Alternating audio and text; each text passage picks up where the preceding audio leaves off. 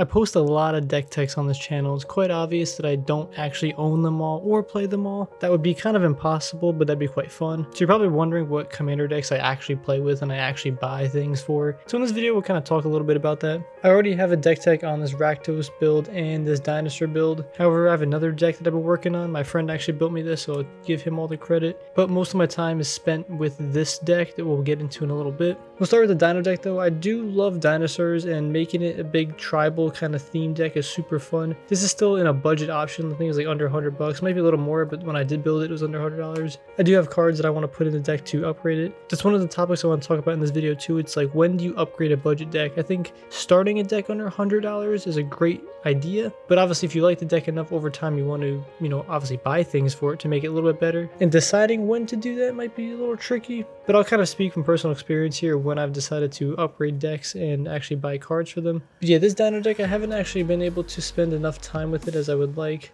I just haven't been playing that many games with it, but I want to keep it all together in case the opportunity comes up. So for the Rakdos build, I love Rakdos colors. That 2-color combination is my favorite. The main reason why I picked Lord of Riots is because it has that effect where creature spells I cast cost 1 generic less to cast for each 1 life our opponents lost that turn.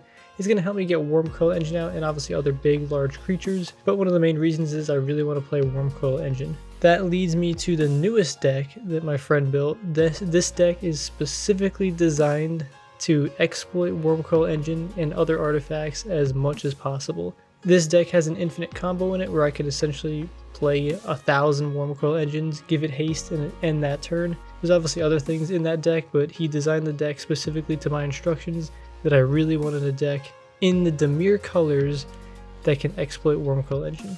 And I guess the reason why I picked Dimir is because it kind of represents what I think Wurmcoil Engine is. I guess I can also make the argument that Wurmcoil Engine represents Golgari because of the Death Touch and the lifelink. The Death Touch obviously being black, the lifelink obviously being the green. Kind of like you have like the death and birth of life or like nature. But I guess lifelink could also be white, so it kind of depends. But the reason why I picked Dimir for the color combination, like blue is about technology and knowledge and, gaining knowledge through the cards, like the cards like that allow you to draw cards, allow you to search for things, counter other people's stuff. It's about intelligence and knowledge. However, the black aspect to Dimir is more secretive, deceptive, and concealing that technology. And for me, Wurmcoil Engine represents, I guess in a sense, the technology that is being kept a secret in the world of, I guess, magic. Maybe I'm making up my own little story too much here, but I know Dimir does have that, I guess, ideology, or it kind of represents that type of like structure. And I kind of just fit Wurmcoil in there because it's a awesome artifact creature. It's super powerful. I could talk about Wurmcoil Engine for a while, but the last thing I'll say about this is, even though green is about non-artifact stuff, it's about nature, this in a sense represents the complete opposite of maybe nature in the life cycle itself, because it's an artifact that can kill and rejuvenate itself in a sense, and it spreads when it dies. I don't know. This card's awesome. I try to like make stories about it and stuff, and that's what I try to do with these decks. But anyway, I'm going to briefly go over this new deck that I've been kind of working on. Because we already discussed the Dino and the Rakdos, and this deck is getting spicy. However, this deck is about to go through its probably next iteration. Because all the new Phyrexian cards come out, I want to kind of dive deeper into that.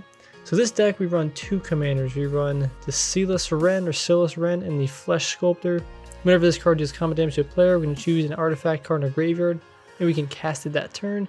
It also has Death Touch. In this card, we can tap it, sacrifice 3 other artifacts or other creatures, look at the top 3 cards of our library and put 2 of them in our hand and 1 into our graveyard. This deck is able to create a lot of artifacts, and we're able to sacrifice them to help search for our combo pieces or just other cards we might need.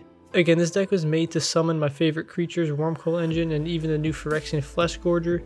Silas is also a pretty good card too, but it's not needed till a little bit later in the game. There's no reason to cast it until your stuff in your graveyard. So obviously, the thing we want to do in this deck is get Wurmcoil Engine, summon it, and win with it. But if that doesn't happen, there's obviously other things to do. The Phyrexian Flesh Gorger is such a cool card. I had to add it to this deck because it's basically another Wurmcoil Engine, just a newer version. So when my friend designed this deck, he initially had it at $100 exactly for all the lands and everything. He didn't take into account Wurmcoil Engine, so it was like $120 at the time. I ended up adding the Flesh Gorger just because it was too cool, I had to, so that was my own decision, but it's definitely a worthy upgrade because I obviously wanted to play with the card and it fit the theme of the deck. And then I'm also running some other cards like Hulking Metamorph, this Herald of Anguish, the Phyrexian Metamorph, this way I can actually create copies of my favorite card too. I decided to get these, I forgot what they're called, the Secret Lair versions of these cards. Man, the artwork is just so cool and it fits the exact theme of this deck that I wanted. I really think I'm going to end up going more the Phyrexian route just because it's so cool. The Phyrexian cards are awesome. Got Noxus Gearhoaches, more really big artifact creatures. All these cards are on more the upper end of the curve. So there is an infinite combo in this deck. It involves Basalt Monolith and Rings of Bringhearth, or Bright Earth. I don't know why I'm pronouncing that weird. So if you have both these on the battlefield, you tap this and generate 3 mana. You then pay 2 mana to copy an ability, so you copy the untap ability. You can then untap this, and then while it's on the stack, you tap this to generate 3 more mana, and you keep doing that. You net 1 mana each time, and that's how you basically generate infinite mana. So with that, we have cards like the Thran Spider to help find us the actual cards that we need. This can create us infinite tokens, and those give us haste. There should be one other card in this deck that'll help us search, but it's probably in a different spot. But we do have ways of drawing our entire deck if we need. Cards like Reshape, Reality Heist, and World of Invention are cards that help us search out our combo pieces or kind of any cards that we really need. I ended up going again with the Secret Lair, just super cool cards here. I ended up dropping the money for this Tezzeret. It's just too good for this deck. This was not in the original $100 budget, but I just saw how good it was, and I love artifacts. The Dimir colors are pretty cool and fits the theme, and I just figured I would drop some money. And this Tezzeret was pretty cheap, so I picked that up too. We do have a lot of other ways of getting the cards that we need in our decks, like Treasure Mage and Trophy Mage help us get some cards. This helps us get an artifact or a basic land to our hand.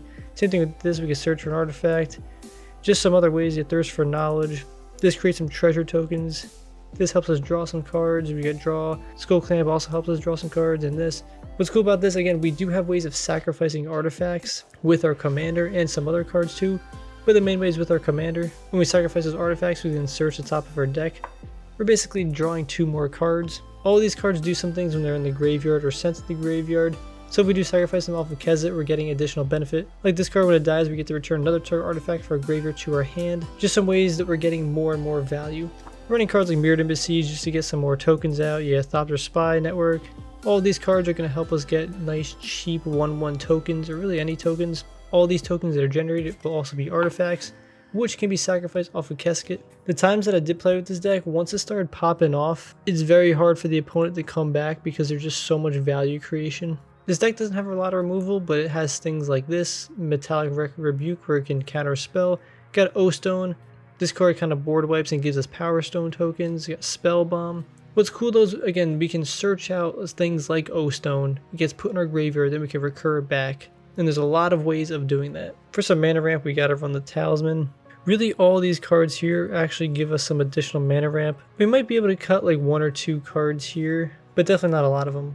We got things like Temporal Gateway. This is also in the Dino deck, just to help accelerate and put our artifacts on the field. This card too is so dumb. For 1 mana, we can tap this card, return an artifact we control to its owner's hands, then put an artifact card from our hand onto the battlefield. We could return a token to the hand and then just summon something else. So dumb. Another way of generating some mana, artifact spells cost 1 or less. Just things to help accelerate our game plan. For the mana base, the Academy Runes was not in the initial upgrade, but I did decide to go for it. It has pay 2 mana, tap this card, put target artifact card from graveyard on top of your library. Man, that is just so good for this deck. Any artifact in our graveyard that we want to get some recursion for, we can do that. This card's too good too. For 2 mana, we can tap this, sacrifice it, and return target artifact card from graveyard to your hand. Similar to Academy Runes, but buried runes, not as good. This card too, we can also sacrifice an artifact, gain a life. That might not seem that good, but again, sometimes we want to sacrifice our artifacts in response to something, just to get some additional benefits or proc some ability. Then we got a bunch of dual lands too, just to make sure we're hitting our colors.